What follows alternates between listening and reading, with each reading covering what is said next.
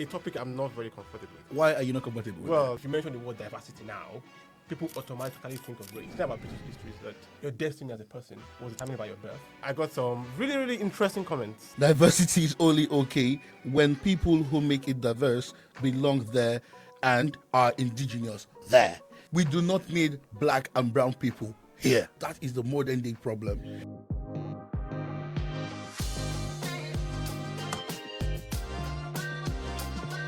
Welcome, everyone, and welcome to the third episode of the Uncharted Curriculum. For the first time on the podcast, I have a co-host, and his name is Osamagbe Izebigi. My name is Osama. Keep it simple. Osama, yeah. So Osama will be my co-host from now on the podcast, and it's just meant to liven things up, keep conversations flowing, so I don't end up speaking to myself all the time, looking like a crazy person. Yeah. Anyways, today's episode is about a topic I'm not very comfortable with. It's about diversity, and I had to write about this. Why are you not comfortable with Well, that's not that came from nowhere. But but anyways, back on track.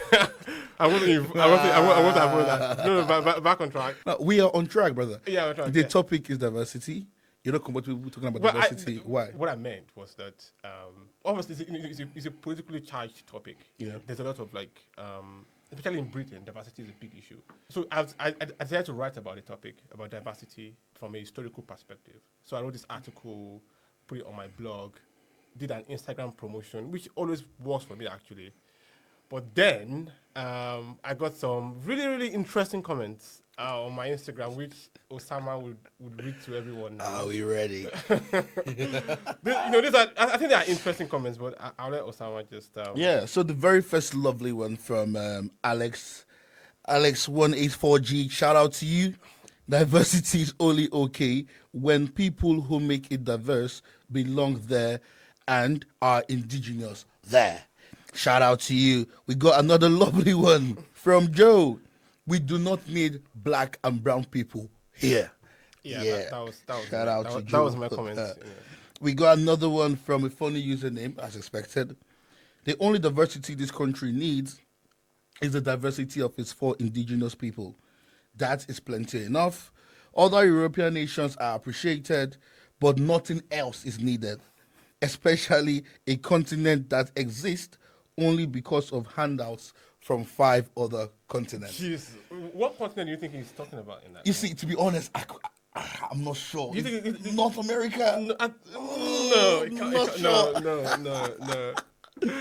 Now, the funny thing is, if they even bother to read the blog post, there's no way they would have come to this conclusion. Am I right? Yeah, of course. I was telling Osama that I think those comments were like a natural experiment, in the sense that... So the article I wrote about was about like diversity from across 500 years of British politics, or British history. And so if they actually taking their time to read what I actually wrote, they probably wouldn't think I was writing about race, And the point I was making about the article, the main thesis of the article is that if you look at modern conversations about diversity, it is mostly tied to race. And that's because of obviously there's been high immigration in recent years. Yeah. So, if you mention the word diversity now, people automatically think of race. Black people, brown people. You look at politics, they talk about people like Rishi Sunak, Priti Patel, Kemi Badenoch, Kwasi Kwarteng, blah, blah, blah. So, and I guess I was just trying to say, well, the point I was trying to make was that actually, if you think about diversity, the actual definition of diversity, it has always been an enduring concept in British history. So if you look at the definition of diversity as about like 6 classes. Yeah. So race, disability, gender, and class. So for my article, I focused on class. Because the thing about British history is that it has evolved from, say, the medieval period or the late medieval period, from a situation whereby your destiny as a person was determined by your birth to a situation whereby it is a much more meritocratic country. So that was my argument. And the funny thing was, these people that were talking about, that were making the comments about black or brown, whatever, they probably, I don't know, but class-wise, they're probably not people from the upper class. So they might have related to what I have written, but because they didn't take their time, they saw an Instagram post about diversity, they saw the writer, they just assumed I was making an argument about race. That itself is a problem, brother, because now especially on Twitter, the world is polarized, right? So anyone sees the name Olarewaju and they see a post on diversity, they don't expect you to talk about class. No, absolutely not. That was the point of the article. They expect you to talk about race. I mean, what they expected was that I was making a point about maybe black or brown people should have more But opportunities. the argument is classism still a problem in British politics? Because all the media, shows us is race. So, I mean, what is the historical meaning of diversity, and what do you think has been forgotten? So there was this recent debate by the Daily Telegraph Yeah. about class in Britain. And even if you look at that debate, the definition of class, as it were, has even changed. So right now, when you talk about class, you talk about working class, middle class, upper class, or whatever. But actually, class was, I would say, the differentiator in British history. And for you to understand any of this, you have to go all the way back to the foundations of Britain, as it were, say like in 1066, when the nobility were being formed. But the broad concept of this is that Britain has evolved from a point whereby power, as it were, or political power, has changed from a point whereby the determinant of political power was birth. You had to be born into power. You had to be born to rule. That was an actual thing. Are you telling me and the viewers now that Yeah. whether you're a black or brown person, the UK favors you based on merit? Yes, broadly. Now, of course, obviously, it's not a perfect world. Yeah. We don't live in a perfect world. But if you look at the long history of Britain, say from, like I said, from the late medieval period, it is it is far more meritocratic. Far more meritocratic. And the reality is that right now, people look at a lot of brown people or black people in power, and they think, oh, that's sort of unique. But I don't think it's that unique, actually. Oh, wow. Yeah, because the thing is that the British state or British politics has always evolved to favor ability. And that's the basic point. And if you look at my article, so I started from the 16th century, when Henry VIII was in power. So there was this particular, his chief at the time was Thomas Wolsey. He was a cardinal, and he was the son of a butcher, a butcher from Ipswich. And at the time, for you to sort of gain any sort of political prominence, or for you to be in the service of the king, you became a clergyman, you went to Oxford, you got into the royal household, made yourself useful, and then you rise to the ranks. The problem with Wolsey was that he was a bit extravagant. So a lot of the nobility, a lot of the people that saw themselves as the rightful sort of like advisors of the king, the rightful sort of ruling class, some of them resented, not all of them. Yeah. So he actually had good relations with the nobility, but some of them felt like he was reaching above his. Yeah. And it was extravagant. There was this, and in my article I referenced a particular poem by John Skelton. The poem was written in 1522, and the guy was like, why don't you come to court? I was like, to which court? To the King's Court or to Hampton Court? And Hampton Court was Wolsey's palace, so he had a palace himself. And I get the point I was making was that even at that time, whereby there was a nobility, there was a king, there was power was constrained by birth, it was still possible to rise. Yeah, but to the argument is people like that, are they not exceptional cases? So not that exceptional. So not that exceptional. So the thing is that it depends on the definition of power. So someone like Wolsey, for example, his influence, or whatever power he had, it came from the king. It was an administrator. It is different from the power of the nobility or the power of kingship or any of that. So whatever power that he had came from the king. And the reality is So that he was favored by the king. he was favored by the king. So- and when he lost the king's favor, he was Sort of the chosen one, right? It's like, and I'll relate this to modern day, right? How I see it.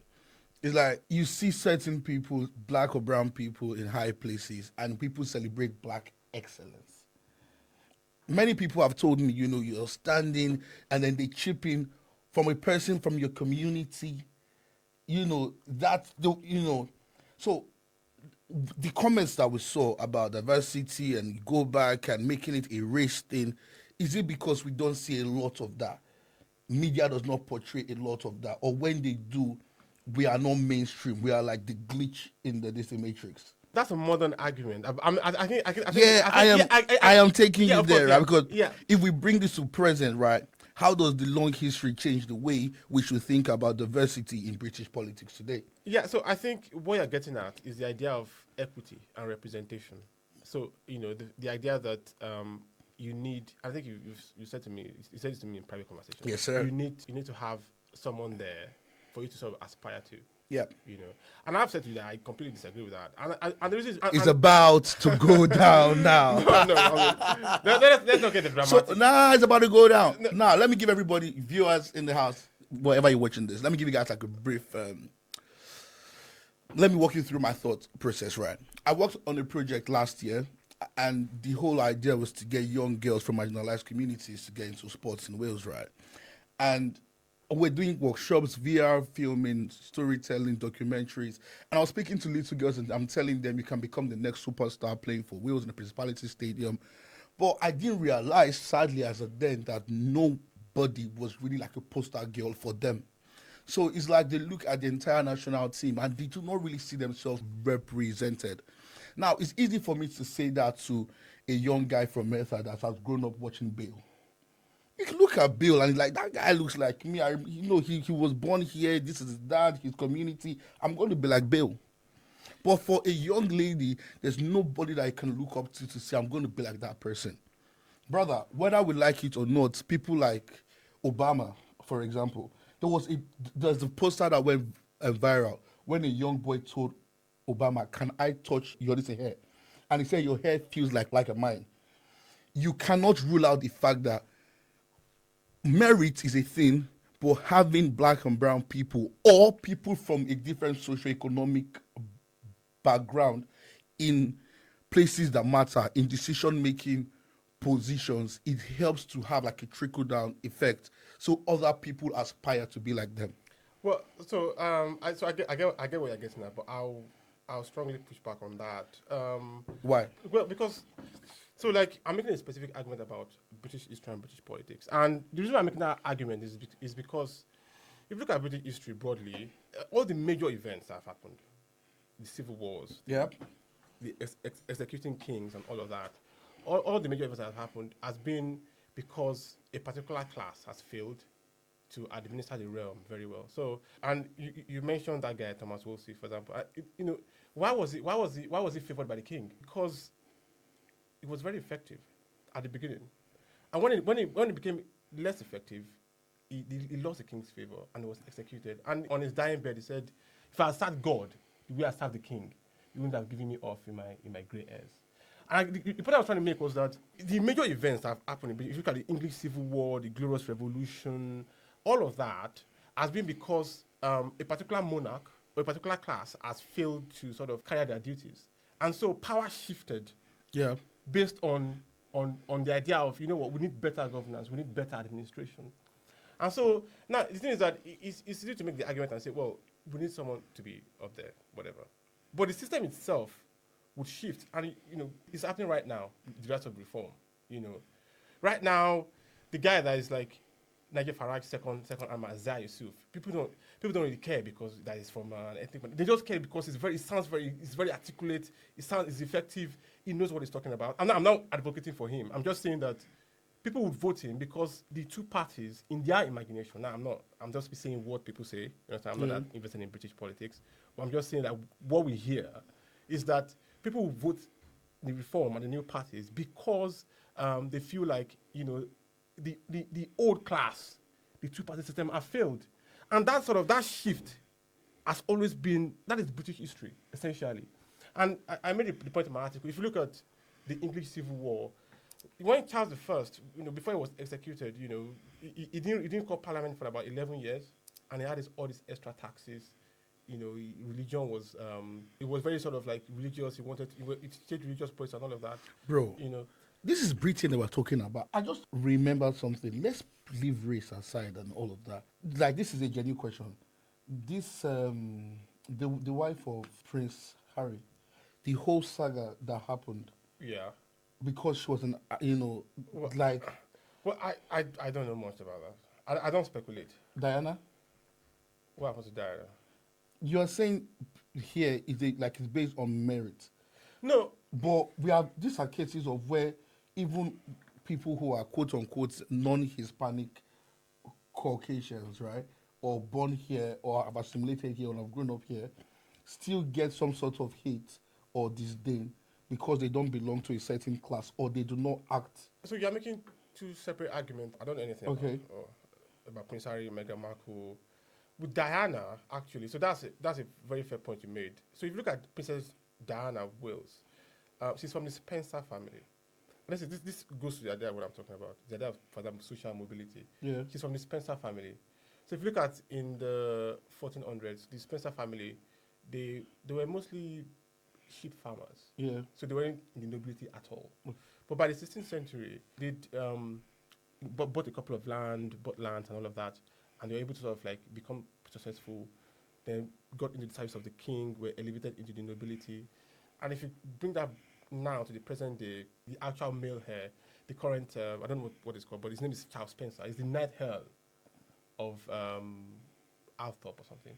Okay. So my point is that centuries ago, you understand, they were just, their origins was very humble. Yeah, but the now, class movement happened, right? They've risen into the nobility. But she was never accepted, though. I mean, I don't know about what happened to Princess No, Diana. Larry, let's not shy away from reality, right? Let's bring it back, right? We understand what the right tends to, Larry, calm down now. Don't act like it doesn't. What you is are this? saying that based on merit, people can climb classes, but would you get the same level of respect and treatment? Are you saying like You are a perfect example, are you bro. no, don't make it personal. Are you saying like in a modern context? Yeah. So in the modern context, Britain is very meritocratic. You can rise in this country more than perhaps No, other places in the world. I believe that Exactly. 100%. Yeah. So that's fairly my point. Right. Yeah. So I was going to make a But point. is there a glass ceiling? I don't believe so. So I was going to make a point. Let me just quickly make it. So let's take two periods. Let's say the late medieval period, say from 1300 to 1500, and let's take from in present day. So like let's say like from the 1300 to 1500, you had like society was the class at that time was a matter of birth. So if you say the nobility, for example, Yeah. and the serfs, I don't know if you know about serfs, but Tell me about it. so between 1300 to 1500, in the mid-late medieval period, the population of England was about 5 million. Population of England was about 5 million. About 2 million of those people were serfs. So serfs are like, they're not slaves, but they're very close to slaves. So more than 40% of in the English population were serfs. And what a serf meant was that a serf was indebted to a lord. So the thing is that the nobility class, they had what we call landed wealth. Their wealth and power was invested in land, So with that land, you understand, they had people that rented that land from them, But that rent was it's not like the rent you think about now. That whereby you can just pay someone money and that's it, So if you pay a lord for all sorts of things, you pay to rent the land, to work on the land, but at the same time, the lord also sort of owns you, in a sense, And it's even worse in the sense that it is inherited. So let's say you're a serf, for example. If you have a male son, your son will be a serf. Oh, wow. Yeah. And the thing about, so at the time, you had two broad laws. So you had like the king's law, which means that, the king's law is like free people. So the free people were people that were the upper classes, the nobility. Yeah. If they had any case, they can bring it before the king's bench to be judged. The unfree, which was the vast majority of the population, about 2 million plus, their cases are judged by the Lord. They can't approach the king because they're not seen as free people. So this was at its height at that particular period, and and England never formally abolished this. It just sort of disappeared because of the Black Death and other things. Look at class at that time. It was extremely rigid. So you could never, as a serf, for example, you could never rise to nobility. Now there are some extreme cases whereby, for example, if you want to if you're a serf and you want to send your kid to school, you have to pay the lord to send your kid to school. And you have to be like a fairly well-off serf to do that. If you pay the lord and you send your kid to school and your kid learns Latin, your kid could join the clergy, and from there maybe go become an administrator, make something of himself. So he could escape serfdom in that sense. But that's like Rare. rare cases. So, You know, if I get what you're saying looking at history yeah. compared to what it was, Compared to where now it was, we yeah, are way better. yeah. Now the next argument is right. We've had different struggles because, like you said, there are different forms of diversity. Gender was a thing, like women. I think now we are way past that, right? Socioeconomic status and class was a thing. I think now we are way past that. Race is a thing. Yeah, but And I don't think we are way past that. yeah. So So it's only fair that when you put up posts like that, people assume it's about race. Because people are wondering, why are you talking about classism? Because they're like, or do you think it still plays a role?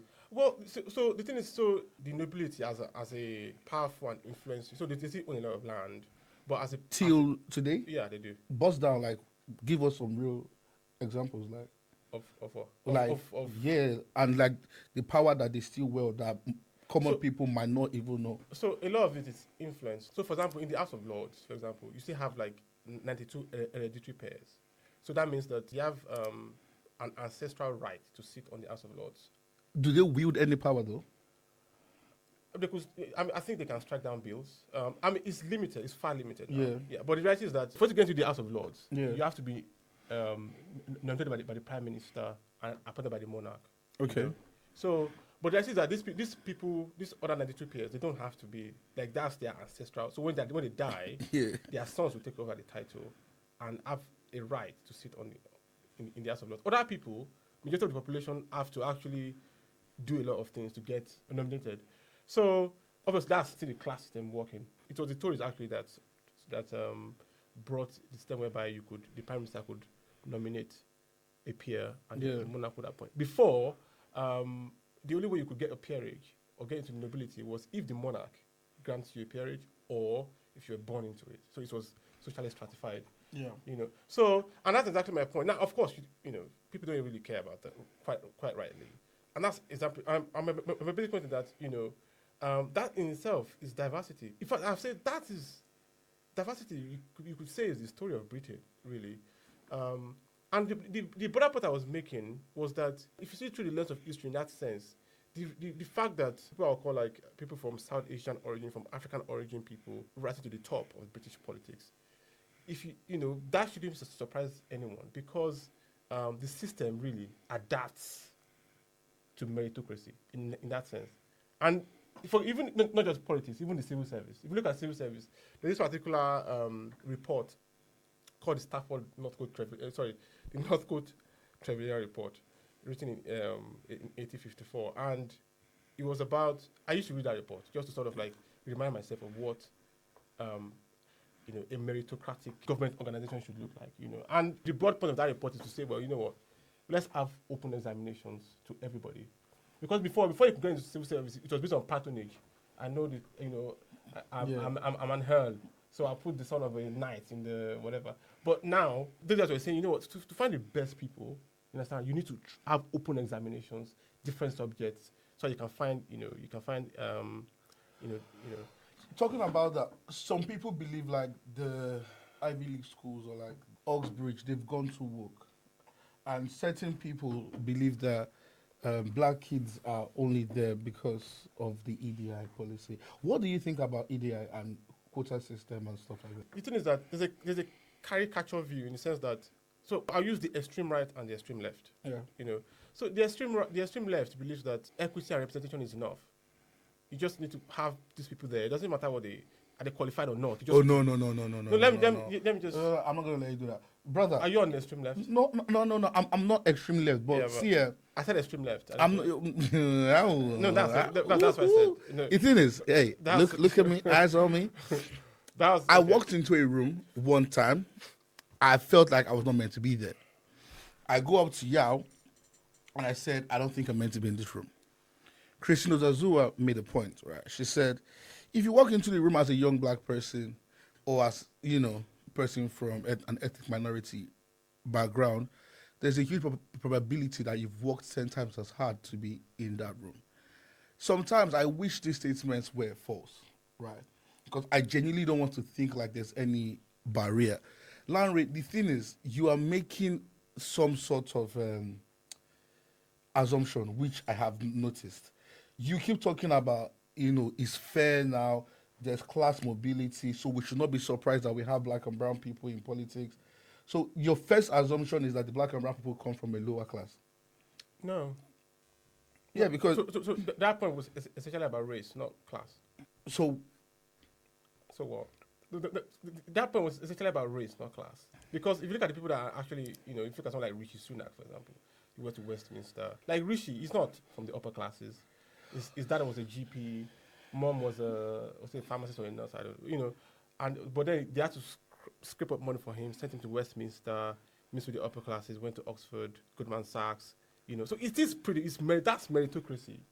If you look at Kwarteng's father is an economist, middle classes really, tend to eat him. He won the Arrow History Prize at 11. If you look at what he's done, it's not surprising that he became the Chancellor of the Exchequer. No matter what you think about his politics, it's not surprising. you know something, right?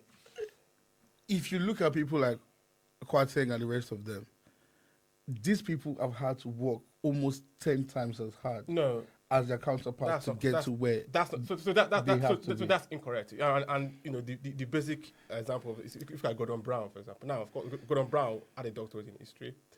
Now, of course, professionally, he wasn't as I would say accomplished as Kwasi, but he did have a much more outsized influence on the treasury more than Kwasi ever did. And if you look at someone like George Osborne, he read history as well. If you look at Sajid David, that was before Kwarteng, he was a top guy at Deutsche Bank. So it's really the same class, really. It's really the same sort of ability, And it's still good to say, you look at even Rachel Reeves, people say, well, she's forged her CV and all of that, but she's still quite accomplished.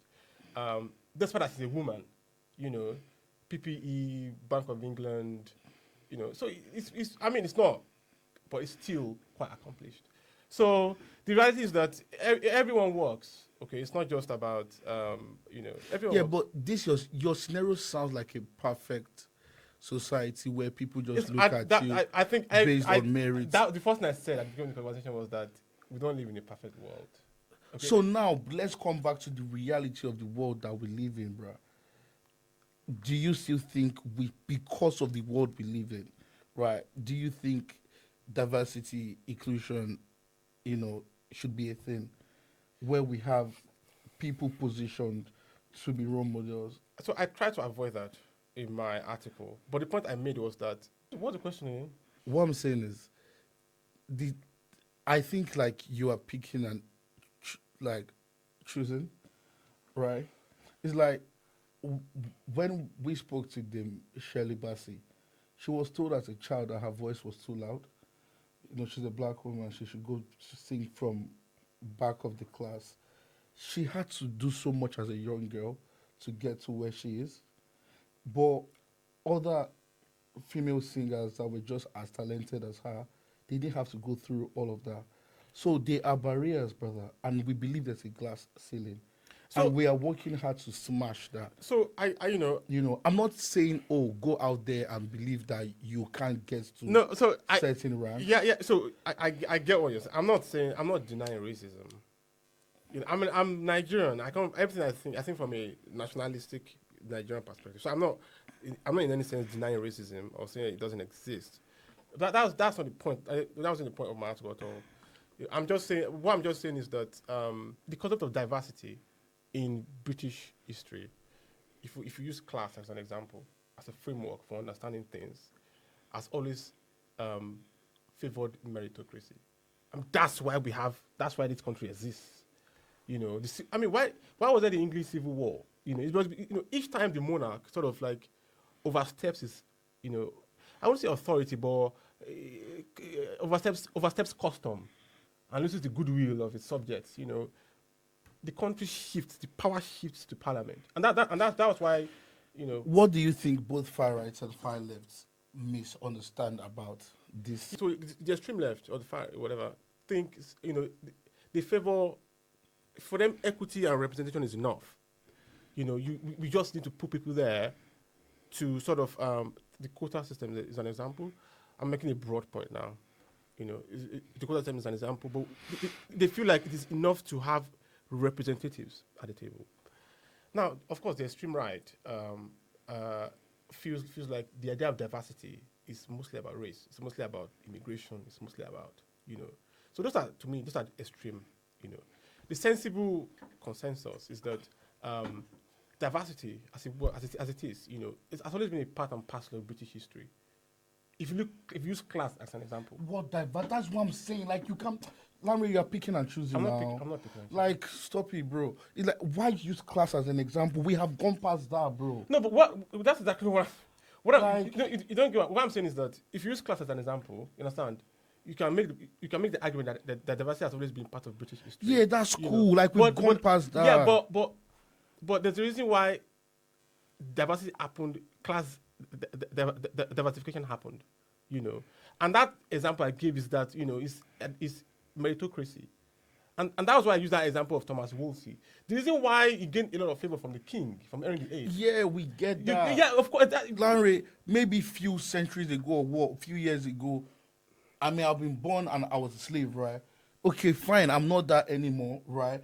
But now I want to aspire to become, you know, something. Yes, great, but the thing right? is, you can't. Like there are always levels to these things, bro. But people that were slaves at some point, they just wanted not to be slaves anymore. And at some point, we wanted to be to have basic rights, right? And now we are fighting to be at the top of our game. So like there are different levels to this, and I feel like the issue of classism, I'm picking that alone to focus on. So I used classism as a framework to understand how diversity has always happened, and the reason I used that as a framework was to make the point that if you look, and that was in my article, by the way. If you look at the fact that we have people that are not of traditional, they're not Anglo-Saxons or I don't know European origin. Yeah. We have lots of them in power right now. Even if you look at parliament, we have lots of ethnic minorities in power. And the point I was making was that, you know, the British state or British politics always at different instances of in its history always favors meritocracy and ability, you know. And I gave the example of those people that are risen to the top as an example of there are people that still tell Kemi Badenoch to go back to her different country. Well, I mean, that's people are nasty. Look at the comments I got. Yeah, people are nasty. That's a universal human behavior. People are nasty. It happens in Africa as well, you know. You know, you have to talk to the South Africans to get their opinion on immigration. You know, so that's you can't. That's just like that's I would say the extreme right, and that's my basic point. You know, so, you know, they would tell someone like Kemi Badenoch or Kwasi Kwarteng, whatever, get back to your country or whatever, you know, because they feel like, and if you ask them about diversity, they will tell you it's because it's race, you know. But what they don't understand actually is that the fact that a lot of these people perhaps are not in the upper classes, you know, but the fact that a lot of freedoms you're enjoying now, because the British state has diversified. That's what we are saying. For a particular class. That's why the point. That's why it's no longer a conversation, Larry. What? Larry, that's why the reason why they don't care about seeing a young lad from, you know, a small town, you know, from humble backgrounds getting to the top is because now it's normal. That's exactly my point. Yeah. But everyone takes that for granted. Well, it is normal now. Well, I mean, shout out to all the people that made it happen. Shout out to the people that spoke up to make this stuff happen. But you know, you can't. Now it's based on merit. But what I'm telling Larry is, why don't you focus on those comments that just made it about race? Because that is the modern day problem. Now, let me even ask you, historically, forget about class.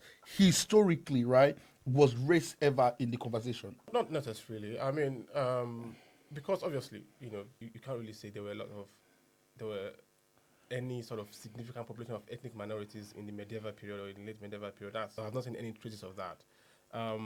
But race is a problem now because of increased demographic change, because of migration. Yeah. You know, so that of course brings, you know, a lot of people that are not traditionally from these islands into the question. And the point I'm making is that no matter what happens, you know, this British state, as it were, based on history, will always favor people that have the ability to do their job, essentially. Yeah. That's the basic point I'm making. So in that sense, you shouldn't be surprised that ethnic minorities will rise to No, the top. bro, I have worked with certain people that, as a black person, they're just bad at what they they, Yeah. they do. And I've seen people call out certain organizations, they say, oh, they were racist towards me. And then when I hear the case, I'm like, this is basic checks, Yeah. right? You should do this, is the minimum re- Requirements. requirement. Yeah.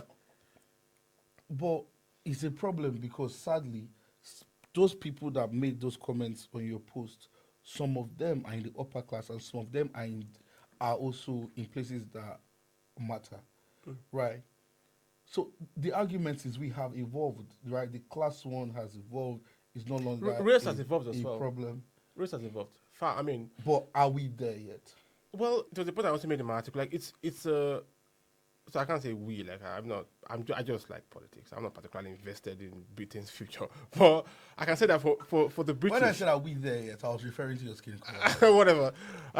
For the British, I would say that it's always going to be like a process, But I mean, if you look at anywhere else in the world, I mean, the fact that you've had this number of ethnic minorities rise to positions of power, significant power, it's extraordinary.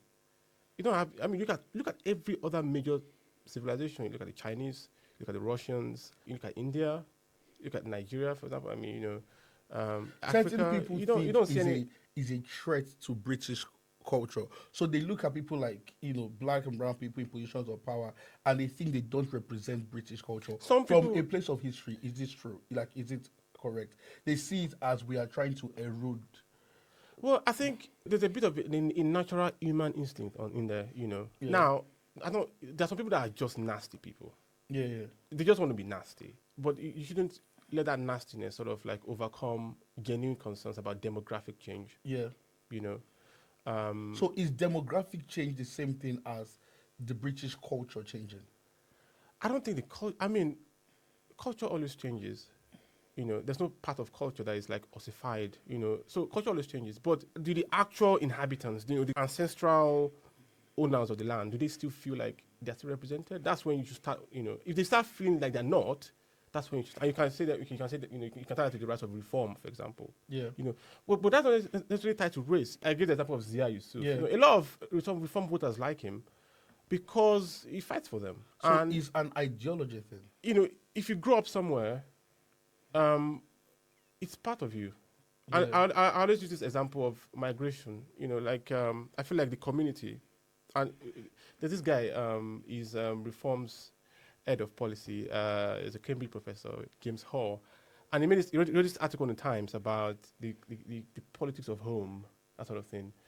And I've always thought about that before, even before I read this article. Yeah. That the country is a superset of your immediate home. Yeah. You won't just let anyone into your home. Yeah. Because it's your personal space.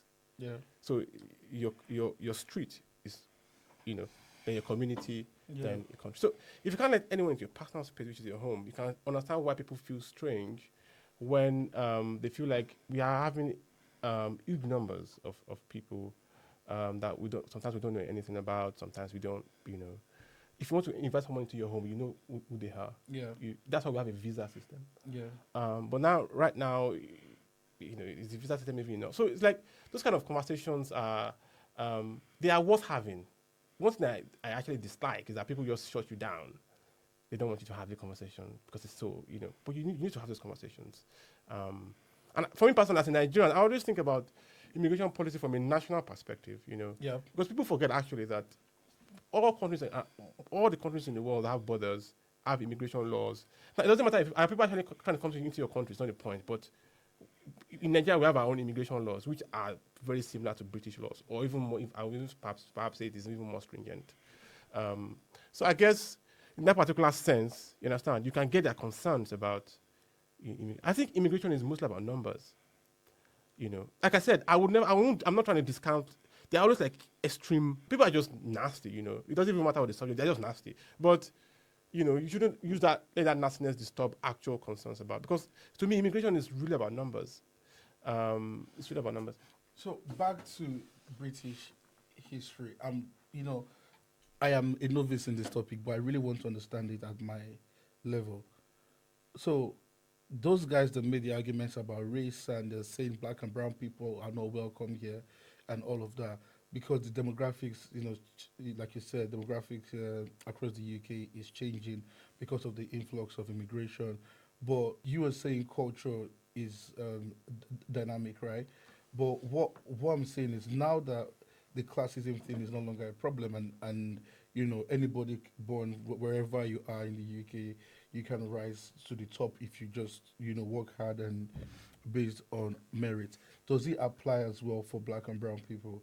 Number one, and number two, the concerns about British culture, even within the politics, shifting, changing. Do you think it is real? Yeah, yes. I mean, just based on because I think you asked two questions. Based on, on the first one, there's evidence, there's clear evidence of the fact that as a black and brown person, nothing restricts you from getting to the top of British politics. We've had an Asian prime minister. Larry, you are making very bold claims. It's not bold. What do you mean bold? Rishi Sunak was prime minister, and if you say, well, that's what the Tories. Well, David Lammy was foreign secretary. He's the deputy prime minister, and of course, there's the female chancellor. The former deputy prime minister before was Angela Rayner until she got sacked or whatever. She had to resign. And of course, that's just Labour. If you look at the Tories, you had Kwasi Kwarteng, you had Sajid Javid, lots of guys. Even this guy that says Zia Yusuf, so the evidence is there that nothing.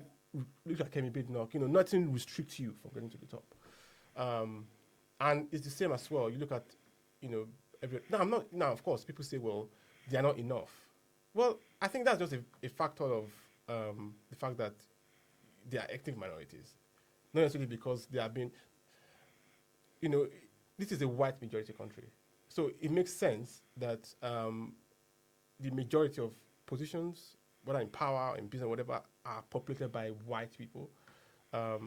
So the fact that there's a recent demographic change shouldn't sort of mean that you have to have an equal representation. I think that's just insane. But so Hey, slow down. What do you mean by equal representation? No, so some people always believe that there has to be representative. You've got to have, and it's everywhere now, isn't it? You look at on my YouTube, Shouldn't that be like no? It has to be organic. Minimum. No, it has to be. That's the point, isn't it? Like you can't engineer it. It has to be organic, and that's the point I was making about class in British history. Okay, if you look at the serfs, for example, okay, how did serfdom? How did it? Actually, it wasn't abolished. It was never formally abolished. If you think about it, the British Empire, the British state abolished slavery in the 1830s or so. Serfdom was never formally abolished, and the House of Lords in 1536 voted down a bill that was meant to abolish serfdom. But serfdom just sort of it just faced away. How? I think there's a lot of historical reasons, but I think the biggest reason was the Black Death. There was a significant decline in the population after the Black Death, so labor was costly because of that. And the thing about serfdom was that there was manumission, so you could buy your way out of. So that organically led to the to serfdom being phased away, and. But if you look at, even forget about serfdom, if you look at other instances of British history, like I said, let's look at kingship. Yeah. If you look at in the medieval period, the king was absolute. The king was next to God. Everything flew from the king. Power, wealth. The king could create nobles in an instant. But of course, if you look at the king now, King Charles, he's still quite influential. I mean, it's going to see Trump. I think it's in the US already. But it doesn't wield any power. Power flows from parliament via the prime minister, who is the son of a toolmaker, of modest birth, Keir Starmer, his father was not. So if you look at that change, the fact that at least before the Glorious Revolution, broadly, what determined political power was strictly tied for to people birth. like myself that don't know what the Glorious Revolution is. So the Glorious Revolution was when James II he had to abdicate the throne for William III to come in. So what happened was that after Charles II died, James II came in, and so his religious policy was quite stringent. He wanted Catholics to be in positions of power. you know. So some people have said that he wanted religious freedom, but I think actually that he wanted the kingdom to be converted to Catholicism. And so, and that talked about the concept of power, you know, because a lot of the people that the political nation thought that this man wanted to sort of force this religion on us, you know. They invited his son-in-law from the Netherlands to come and take the throne. So he came from the Netherlands, William III, and he became William III. So I think in 1689, there was a Bill of Rights that the Parliament brought to William to sign that said that, you know, we have rights. And that was when power started shifting to Parliament. That's the Glorious Revolution in 1688. But even besides that, another example is the House of Commons and the House of Lords. The House of Lords used to be the main Parliament. But subsequent parliamentary acts, 1911, 1929, 1958 especially, the 1992, made, you know, the House of Commons the main. Now the House of Lords cannot, you know, they're not. So it's like, so you can see that. So that shift always happens because my thesis is that it always happens because the main holders of, if you look at the Glorious Revolution, the Civil War that happened, Charles I, even King John, the Magna Carta and all of that, it was only because the state felt like we have to remove this person because they are not up to the job.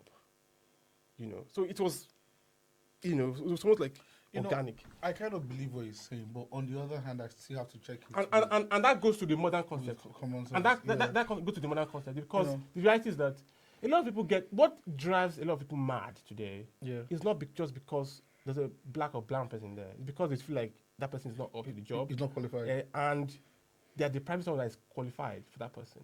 Yeah, but the thing is that Larry, that might be a perception. Most times they don't even wait to even check you out. Yeah, yes, they don't yes. even give you that benefit. Yes, of yes, that. but yours is a good example. Yes, brother. but yes, you wrote an article, brilliant article, by the way. You guys should go read it. Well, I don't know. They didn't even care. Yes, they but saw the name Olarewaju yes, and diversity. Yes, but so I'm not making an excuse for those guys, okay? But I'll argue that's like the extreme minority.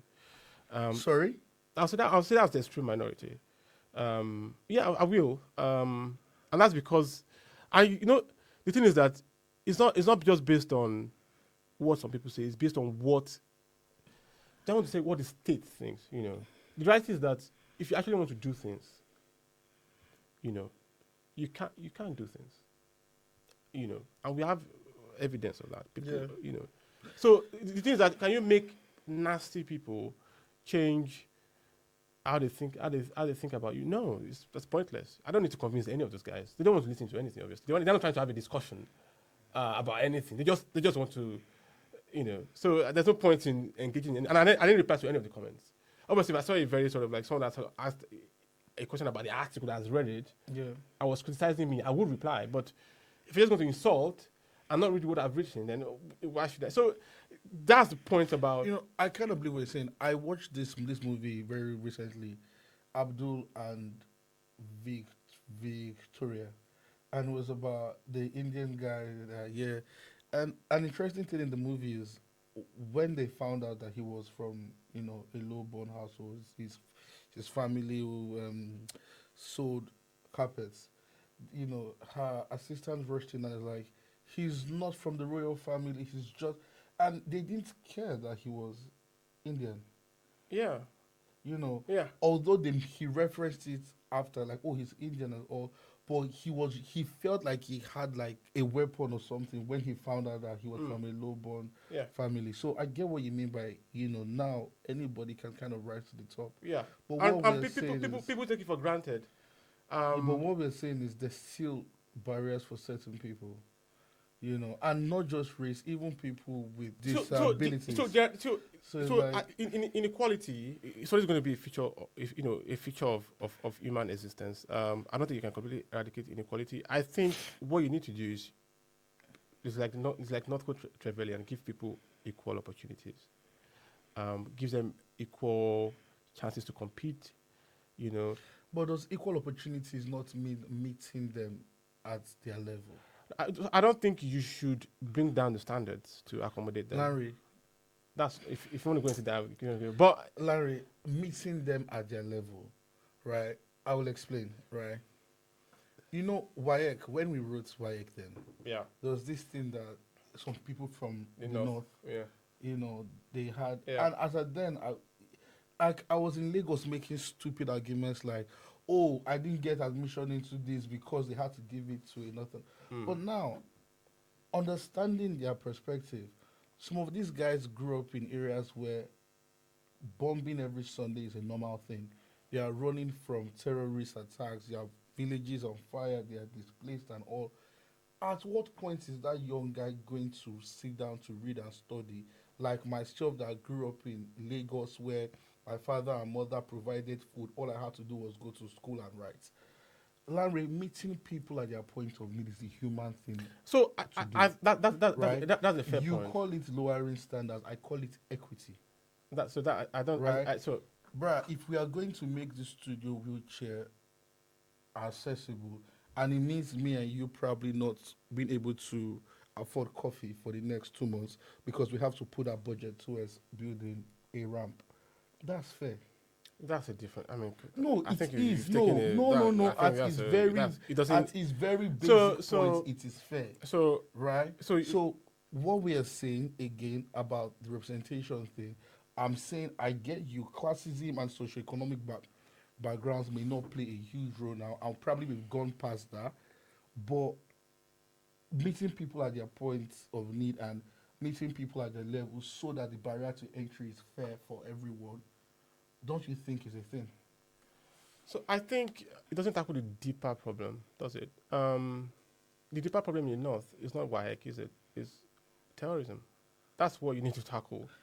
So Now, I think the way let me people let me see it, just make yeah, it fair before point. you go there, the way people see it is that when you take one person from that community and you empower them through education and they become, somebody in a place of power, you're in the best position to also help the community Yes, that they but have come out from. the mistake you have is that you've already. I don't actually think you've done that person a favor. Fundamentally, What? because I don't think so, because and this is where stereotypes come in, isn't it? There's a deep stereotype in Nigeria that the Northerners are inferior intellectually. We don't think they are inferior intellectually, No, Larry. so I don't mean in a deterministic sense. I don't mean in a biological sense. But it's terms of education. Yeah, So I don't mean like biologically, yeah. but I mean like So and that comes from what you're talking about because I think they had NECO or something. Yeah. So that it comes from there. And people will tell you people will tell you like I did NECO, but I never used my NECO. I didn't even check my result. I use this in NECO. I wrote NECO. Yeah. I didn't even check my result because people feel like it's just for the Northerners, and that built a stereotype of the fact that Northerners are just intellectually inferior, which is wrong. So the best way to what we disagree on is the best way to bring opportunity, not about expanding opportunities. The best way you can fundamentally is you tackle the root problem. And it's like in the UK, it's like state schools and private schools. Yeah. And they say, oh, give more state schools chance. I said, well, it's nice. I know it's more complex than that, but fundamentally, can't you just make the state schools as good as the private schools? I mean, Larry, which is easier? Yeah, To make exactly, the which state is easier, isn't it? Yeah, but easy doesn't mean it's better. Yeah, but which is more realistic as it stands? Well, brother? the thing is, the reality is that I'm making a broad point. Yeah. And I don't like making broad points. I like to be specific, but I have to make a broad point here. Cool. But if you look at Brampton Manor, Yeah. Manor Academy, for example, it's not a private school, but they do get a lot of kids into Oxbridge. Yeah. So I think that's a model. And the thing is that, bro, you don't want to go through the rest of your life thinking fundamentally that you didn't meet the standard, because that standard was there for a reason. And people always assume that this is just like a lower class thing. Actually, it isn't. So even the upper classes, like the stereotype of the British nobility was that they were not smart intellectually. Is it? Yeah. So like this professor, religious professor of Oxford, at Oxford before, V.H. Galbraith, he used particular memorable comment. It was like, the nobility of the 14th century were men of arrested intellectual development. And so and that Men of what? Arrested intellectual development. Now, of course, that has been debunked in a way. So that has been debunked in a way. But the reality is that if the nobility were reared to govern, Yeah. ready to govern with the king. So they were ready to be military men. So, they always viewed like things like education, like going to university as like, clerkship. Just for people that were below their classes, that their own noble right Yeah. was to govern. So their own education was different. So it was about learning about manners. You know what? chivalric Even till education. today, though, Nigerians look at the children of the rich, like the political class, and when they want to run for office, we think they are just there because of their parents. If you check the background of some of those guys, they are actually very sound. Oh yeah, of course. One of them is the son of Erifai, to be honest. Yeah. In as much as I do not in any way, shape, or form support Erifai, Yeah. but he's very sound intellectually. I don't know about his governance. I No, don't but have- even his father is very sound. Although I think he's still in, yeah, in but jail now. his son, His father went to Kennedy School. Hopefully you know that. yeah, his son is actually very sound as I think, well. yeah. But Nigerians we have this assumption that when people like that get a position of power, it's just because of Yeah, I mean, but it's not just a Nigerian thing. If you look at here, like the average person on the street probably thinks, if you ask me, what do you think about Keir Starmer? Oh, idiot, sir. But Keir is a top guy. When he was in University of Leeds, he was the second best graduating student for law, I think. yeah. Then he went to St. Edmunds for, on a scholarship. Then he went into Doughty Street Chambers. It was DPP. He's a top guy, okay, at least in terms of his civil service. Now, I don't support his premier, I don't, but career-wise, he's part of the elite, But of So course, those people that think that the quote unquote white people get it easy it is a lie. They also work really hard. I think that's ridiculous. The British state or the British world has always favored meritocracy. So even during the empire, during the empire, now I'm making a broad point again because this is not an episode about empire, but there was still some meritocracy during the empire, and I always think about that. I always think about the rise of Ojukwu, for example. He went to Oxford, joined the infantry. It was noticed by one of the officer corps, I think, in Nigeria at the time, one of the officers, and he rose through the Nigerian ranks before obviously seceding from the state. So obviously it's still an empire, but there was just that sort of social mobility. Is there any framework that worked to sort of eradicate classism that we can use for race? So that's the thing. Can we engineer it? Looking at what has worked. I don't. So I think it's already happening. Do you see what I mean? Like it's already happening in the sense that from what I know, that barrier to class or power has always shifted from a particular class when that particular class has failed to discharge their duties. And it's happening now, like I said, if obviously we have a lot of ethnic minorities in power, but if people felt like these guys were doing things in their own interest, they'll vote them out. It doesn't really matter. I mean, Rishi lost heavily.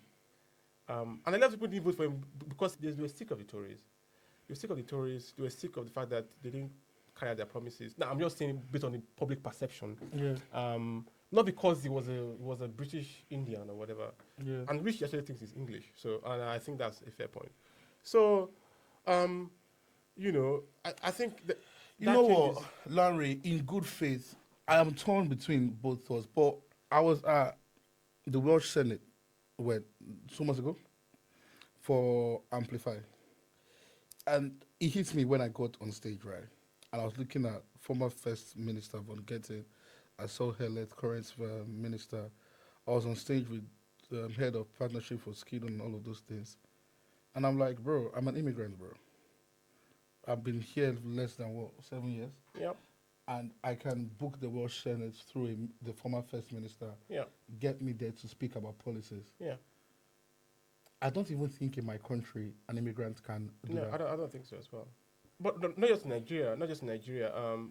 Think about it's a Western thing. Yeah. So in all It's a fairness, Western thing. I don't want any young black person out there or anybody from an ethnic minority background to think I can't do this because Yeah, of course. I'm black or yeah, brown. of course. Yeah. Because genuinely, right, Wales in particular, they favor people that work hard and have. It's not just Wales. It's a Western tradition. Mind you, I've encountered racism on a personal level. I've gone to shops and people have called me and all of those things. But I want to believe what you're saying, that truly. Look at Africa, for example. You hardly see any other people from a different race in a position of authority. Yeah. If you look at Russia, No, bro, have we even had a mixed race Nigerian in a position? I think there's a guy the guy that slapped that. You see that. Woohoo! Barbarian. But you look at, like I said, you look at in India, you look at Russia. Are you on Nigerian Twitter? There's a white lady. She speaks Igbo fluently. She has a blog that promotes Igbo culture. People, right, bro? Like, she's probably more Igbo than some people who grew up in Lagos and all they know is, oh, my father is from. Yeah, but it's not. Igbo. It's not. So right? it's not and probably. She put out a video saying people abroad should teach their children how to speak Igbo. That she met some kids and her children were speaking Igbo to them and they couldn't speak Igbo.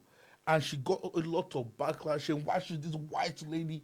And I'm thinking in my head, bruh, she promotes the Igbo culture. She's very influential on Twitter. She has blogs. She has stuff like teaching kids. But Nigerians don't still think. Yeah. So. Well, we come to the Western world and we want people to. Yeah, of course. So that's something we need to talk about another time. Like the idea of nationalism. There's ethnic nationalism and there's civic nationalism. Ooh, okay. So ethnic nationalism is like based on ancestral ties. Yeah. Like I'm Yoruba, for example. I have ancestral ties. Okay, that's complicated. But for modern purposes, I'm Yoruba. But I have ancestral ties to where I'm from. But civic nationalism is you can become Nigerian. If you spend time, so that's something you can get. You don't have to have ancestral ties. So that's the broad definition of it. But there's this particular woman, Susan Wenger. She was the high priestess of Oshun. She was, ethnically she's an Austrian, but she's a Yoruba woman. It's only, I think, a lunatic that would think that person is not Yoruba because they're white, because that person is far more Yoruba than I am. For you to be a high priestess of Oshun, you have to. That's like, things that I can never know as an ancestrally or as an ethnic. Yeah. So the lines will never be straightforward. Yeah. So there always be, but there are people who will say, no, she can never be. There are people that argue based on common sense, not just common sense, but based on what we know, based on evidence. And there are people that just argue based on what they feel, and sometimes a lot of the dislike about race and all of that comes from the other side. So, if we step back and we unwind, even though I don't agree with you on everything you've said, because I still think deep down, as at now, today, 2026, I still think representation matters, and we should have people in positions that matter to inspire other people to want to be there. I'm not saying hand it out to anybody. There are people that are qualified, and sometimes even overqualified, and they still don't get such roles. And I think we should put people in such places. But if we step back and look at the conversation from today, what's the single most important thing that people should take away from this historical perspective? Well, I think the single most important thing, I think you made a fair point that perhaps it's a Western thing, If you look at the US as well, obviously there's a lot of racism out there, but it's a society that keeps evolving. And I think that's perhaps not uniquely a Western tradition, but it is still a Western tradition. And the story of British history, and I focus more on politics. The wider story of British history is the story of diversification in terms of class, and the British world has evolved from the time whereby as a person you could be what you were born into could determine your prospects in life. Yeah. In the sense that if you were born into a servile family, if you were born as a serf. Yeah, that's what you could do for the rest of your life. Yeah, bro. Like I've met many great people now that tell you, I grew up in a council dating estate, and Right now, they're doing very well for themselves. Look at Angela Rayner. She grew up in a council home. She was a carer. You know, not that there's anything wrong with that, but Yeah. she was a carer, and she rose up the ranks of the labor unions, and now she became deputy prime minister, potentially running for power. We don't know if she'll get in. You look at West Streeton, grew up in a council home. It's like white people. Yeah. So Went to that Cambridge. itself, Yeah, people should not forget, that itself is proof. yeah. So you know, Because when we hear diversity, all we think of is race. yeah, but of course. people forget that classism was a very big thing. Was a big, and it's still there. It's just that but the fact that it's not as influential as it used to be is the fact that the country has diversified. And my broader point is that race eventually, it is already happening. So I think it's a wider system that supports meritocracy and that supports the fact that what you were born into or your deterministic characteristic should not determine your trajectory, and that's the beauty of it, and something that as a Nigerian that I think I've come to appreciate about the West, besides what we think about the empire and whatever. As a Nigerian, you know what? I think I'm a proud Welshman now, to be honest. Like, I feel that love between the Nigerian part of me and Wales, you know what I mean? Like, and I say this in all honesty because as crazy as it may sound, right? I think I left Nigeria as a teenager. And genuinely, I believe, like, Wales has given me a more fair playing ground than Nigeria would have. Like, in Nigeria, you might still need to know somebody that knows somebody. Like, brother, we made an application to the Welsh government to do something for the Euros and for St. David's. And on both occasions, we were successful and we delivered a good project. I do not know anybody in power. Like, that itself is proof that if you do something great based on merit, you can't get it in this country. But the sad thing is, in Nigeria, brother, such projects, you might need to know the son of the governor, or you might need to know somebody very close. Yeah, it's still the sad reality that we have to deal with as Nigerians. Like I said, you look at the momentous things that have happened in British history. This is thousands of years. Yeah, we're a very young country. We are babies. Nigerians are about 70 something. Nigeria was created by Britain, so we still have. Obviously, we've had a civil war. I hope we don't have another one. But Britain has gone through, and that's what you learn from British history. It's gone through hell to get to this point, and hopefully we can continue to, become politically aware and see if things will change. Any idea for what the next topic will be? Well, the next topic is probably something quite esoteric, but I don't want to, I think we'll let you know in due course. But you can read my article on my blog at olanewaju.blog, and you can follow us on Instagram and on any other social media platforms at Uncharted Curriculum. Yeah, thank you guys so much. It's a wrap. Yep. Going home now. Thank you so much, Larry. Y'all stay tuned for the next episode. It's going to be a banger. See you guys soon. Ciao.